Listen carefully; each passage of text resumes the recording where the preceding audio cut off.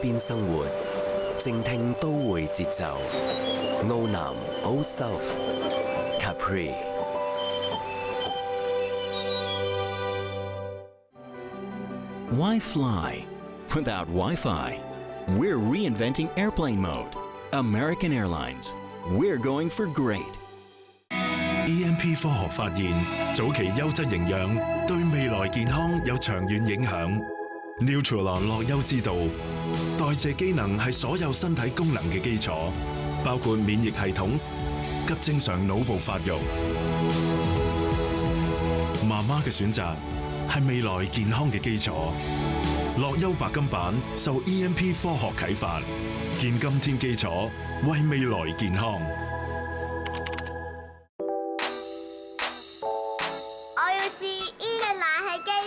洗衣機。自煙？哦，有 U 一字頭嗰啲咪自煙咯。To further enhance energy efficiency, starting from November 25th, 2015, room air conditioners, refrigerators, and washing machines should have energy labels that follow the new grading standards. The prefix U1 will be added before the reference number on the relevant energy labels. Choose appliances with U1。見你咁 in， 我哋鋪頭送翻份禮物俾你啦。書寫前啊。In the brand new Evelina Veritas 2. We're going to be hosting the Sommelier Challenge, the first of its kind in the broadcasting history of Hong Kong. And a trip to the New World wine country. We're going to the South Pacific, New Zealand. Beautiful, breathtaking scenery and the fast-rising star in the winemaking world. A Pure French Fine Dining presents Evelina Veritas 2, Wednesday night at 9 on Pearl. For the latest development of the Shima meeting and their press conferences in Singapore, stay tuned for news updates Saturday afternoon on TVB Pearl.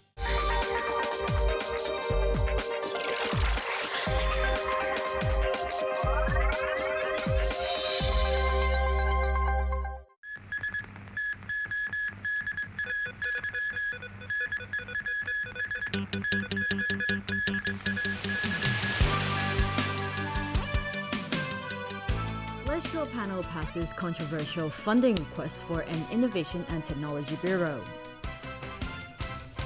Injunction against Hong Kong Youth Council leaked recordings extended. And Xi Jinping arrives in Singapore for Cross-Strait Summit.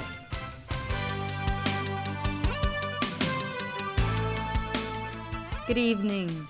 Topping our news tonight, the Legislative Council finally passed the controversial funding request to establish an Innovation and Technology Bureau.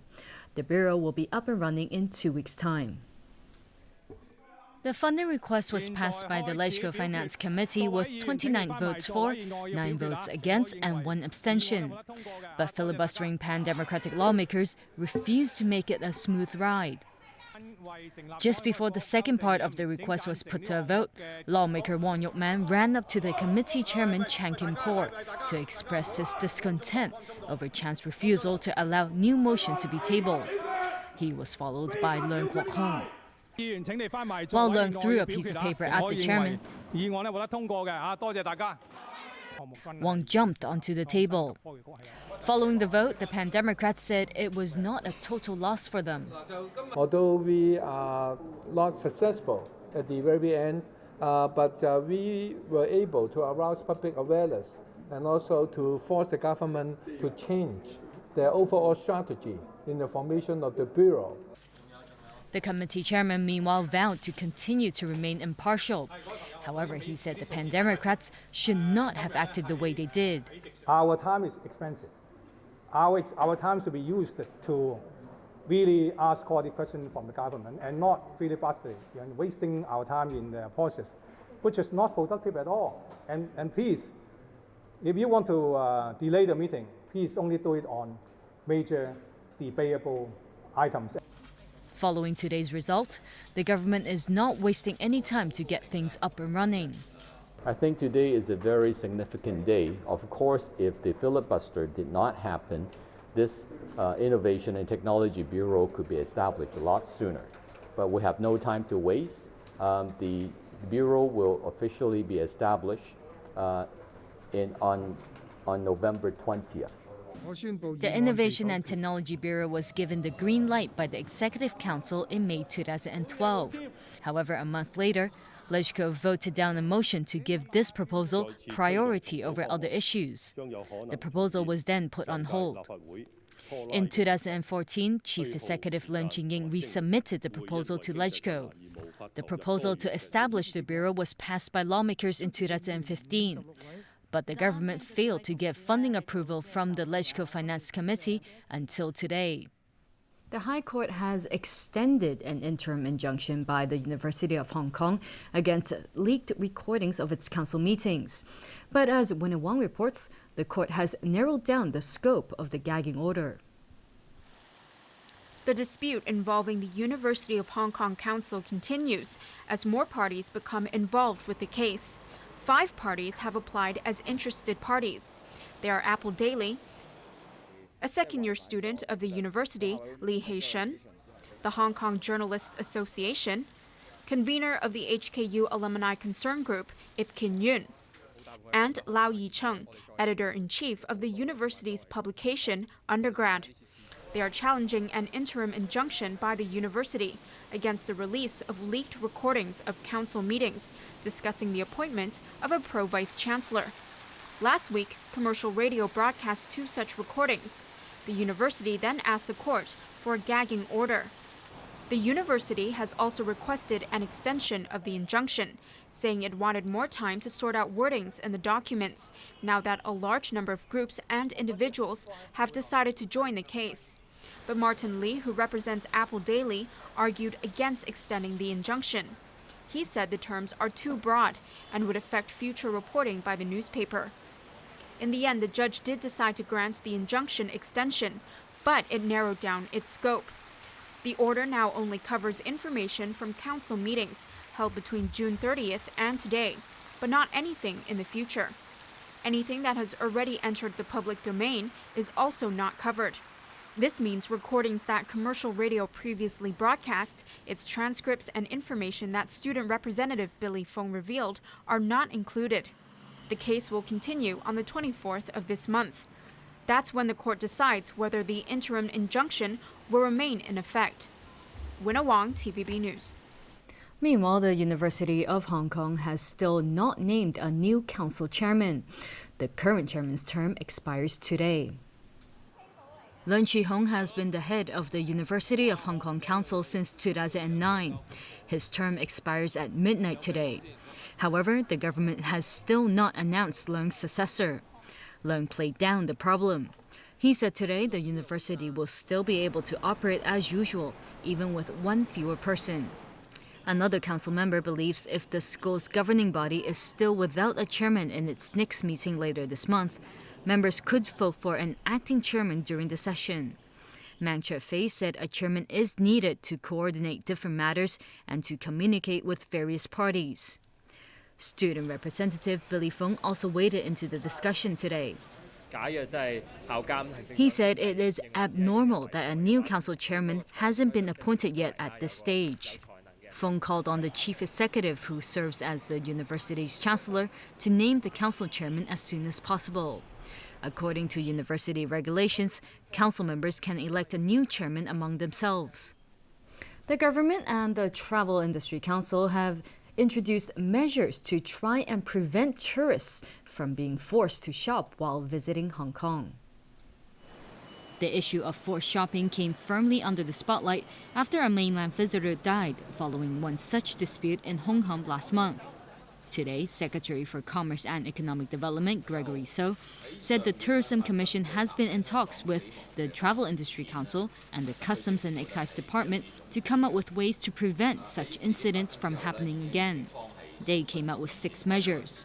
First, customs officers will step up the monitoring of popular shopping districts and shops. Visitors will also be informed of their rights. Second, tour groups will be asked to provide the Travel Industry Council with a list of its members, including the names of the tour guides. If the Travel Industry Council notices a particular visitor joining a number of tour groups within a short period of time, this visitor could be classified as an alleged shadow traveler. That's someone who works with a tour group or designated shops to force other group members to shop. The council will inform mainland authorities to follow up on the matter. The third measure is to ensure tour agencies do not charge tourists less than the operational cost of the tour.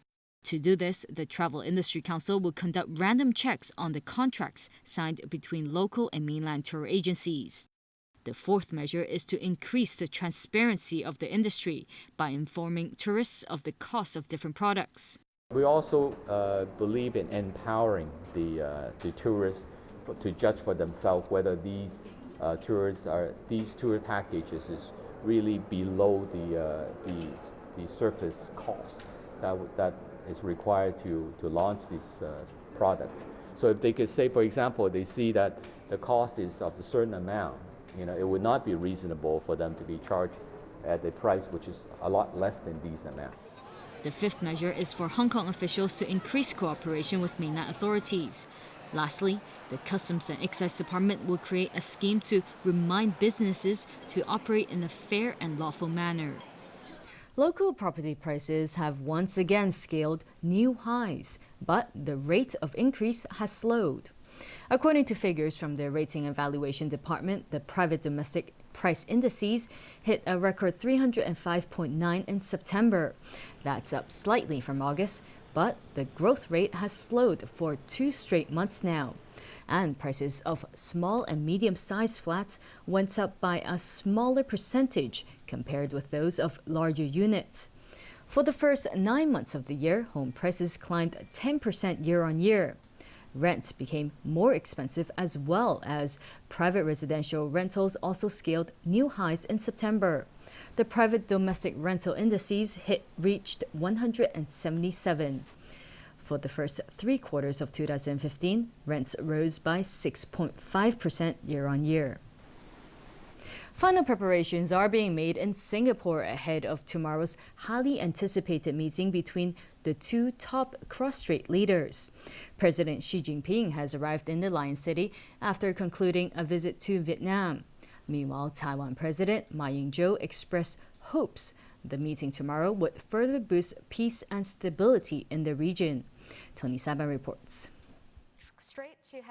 Xi Jinping arrived in Singapore late this afternoon ahead of tomorrow's historic meeting in the city-state with Ma Ying-jeou.